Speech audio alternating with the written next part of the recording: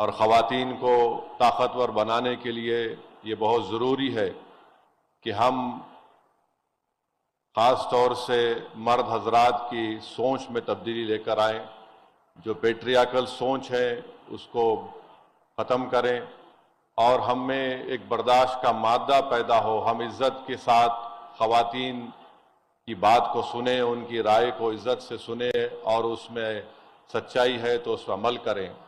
مگر مجھے افسوس کے ساتھ کہنا پڑے گا کہ ایک ہمارے چیف منسٹر تھے ہمارے ملک کے، جنہوں نے کہا تھا کہ اگر آپ کو بیٹی پیدا ہوئی تو آپ ایک جھاڑ کو لگائیے اور جب اس کی شادی ہوگی تو آپ اس کی لکڑی کو بیچ کر شادی کرا دیجئے۔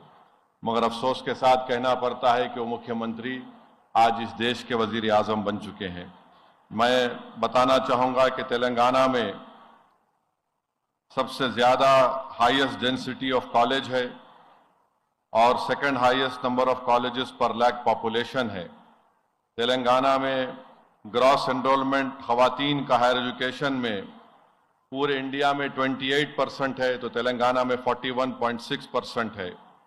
پورے انڈیا میں percentage of female Muslim students بہت کم ہے، میل بھی بہت کم ہے، مگر سب سے زیادہ تلنگانہ میں پرسنٹیج آف گراس انرولمنٹ مسلم مہیلاؤں کا اور مردوں کا تلنگانہ میں ہے، اور 10% جو گرلز سکسیسفلی ہائر ایجوکیشن مکمل کیے مسلمانوں میں وہ تلنگانہ میں ہے۔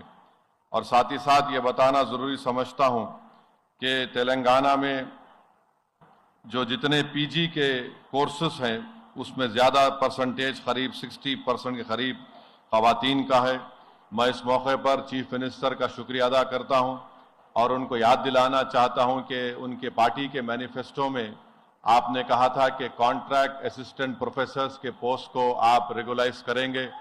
سی ایم صاحب، یہ ایک بہت بڑا مسئلہ ہے، آپ ہمدردی سے اس کو غور کریے کیونکہ 20 سال سے یہ کانٹریکٹ اسسٹنٹ پروفیسرز اس پر کام کر رہے ہیں۔ اگر آپ ریگولائز کریں گے تو ہماچل کی سرکار نے کیا، پنجاب کی سرکار نے کیا اور سپریم کورٹ نے اما دیوی کے ججمنٹ کے بعد گورنمنٹ آف انڈیا نے بھی اپنا ایک آفس میمورنڈم جاری کیا۔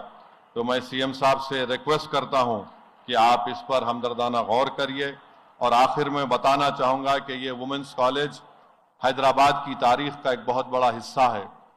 پہلی ہماری جنگ آزادی جو سن 57 میں ہوئی تھی، یہاں پر مولوی علاء الدین مکہ مسجد کے امام تھے، آ کر انگریزوں سے یہاں پر احتجاج کیا، 30 سے زائد لوگ یہاں پر شہید ہوئے اور حیدرآباد سے سب سے پہلا شخص انڈمان نکوبار کی جیل میں جانے والے کا نام حیدرآبادی مولانا علاء الدین تھا۔